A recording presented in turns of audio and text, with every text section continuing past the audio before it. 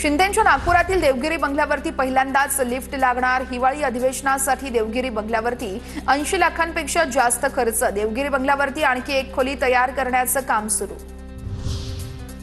पंढरपुरातील पांडुरंगाच्या नवीन लाकडी रथाचं सिंधुदुर्गमधून प्रस्थान। 2 वर्षांच्या अथक परिश्रमानंतर रथ तयार। संपूर्ण रथ लाकडाच्या सहाय्याने तयार केला असून यामध्ये कोणतेही धातूचे खिळे वापरले नसल्याची माहिती। कराड पालीच्या खंडोबाच्या स्वयंभू शिवलिंगास वज्रलेप करण्यात येणार। 10 नोव्हेंबर ते 16 नोव्हेंबर पर्यंत खंडोबाचं दर्शन आणि मंदिर भाविकांसाठी बंद असणार।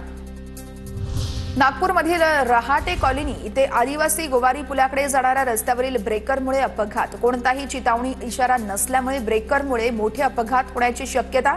हा ब्रेकर सुरक्षिततेसाठी की अपघातासाठी, नागपूरकरांचा सवाल। अमरावती ट्रान्सपोर्ट नगर परिसरामध्ये पालिकेकडून आता अतिक्रमण निर्मूलन मोहीम। पहिल्या टप्प्यामध्ये 125 अनधिकृत दुकानं आणि टीन शेड पाडण्यात आल्याची माहिती।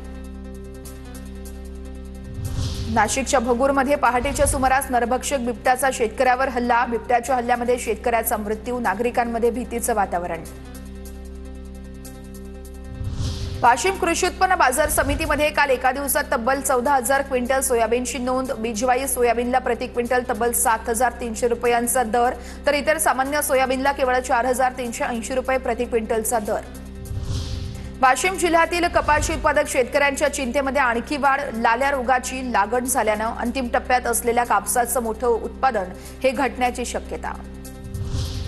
परभणीच्या टाकळवाडीमध्ये मुख्य रस्त्याची दुरवस्था झाल्यानं ग्रामस्थांनी लावला गाव विक्रीचा फलक। 1.5 किलोमीटरच्या रस्त्यासाठी अनेक आंदोलन करून सुद्धा काम होत नसल्यानं गावकरी चांगलेच आक्रमक।